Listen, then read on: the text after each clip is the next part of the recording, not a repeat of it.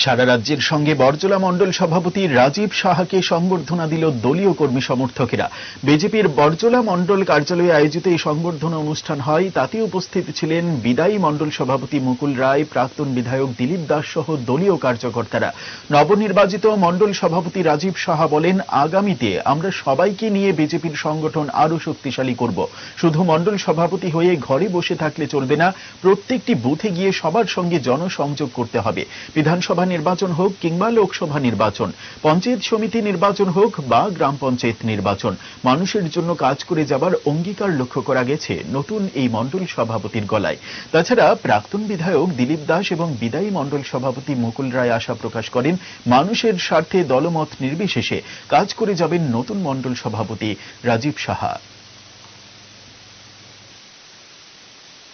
আমাদের পার্টি যে সংগঠন পর্ব চলছে তাতে ৬০ জন মন্ডল প্রেসিডেন্ট নির্বাচন করেছে।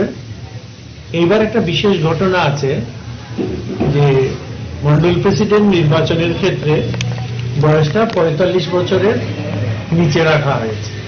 ফলে প্রচুর যুবক এবার নেতৃত্বে এসেছে এবং দলের উদ্দেশ্য যেটা হচ্ছে যুবকদের বেশি করে নেতৃত্বে নিয়ে আসা এবং আগামী দিনে যে বিকশিত ভারতের যে পরিকল্পনা করা হয়েছে এই যুবকরা যাতে সেখানে নেতৃত্ব দেয়, সেই হিসাবে আমাদের মণ্ডলের যে যুব মোর্চার প্রেসিডেন্ট শ্রী রাজীব সাহা, দল তাকেই নির্বাচন করেছে।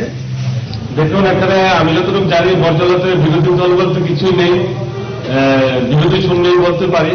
তারপরেও আমরা যেহেতু ২০২৩ নির্বাচনে আমাদের এই বরজলা বিধানসভা বিরোধীদের কাছে চলে গেছে, তো বিভিন্ন কারণ রয়েছে, আমরা সেগুলি আমাদের জানা রয়েছে এবং আমাদের দলের কাছেও রয়েছে বিষয়গুলি।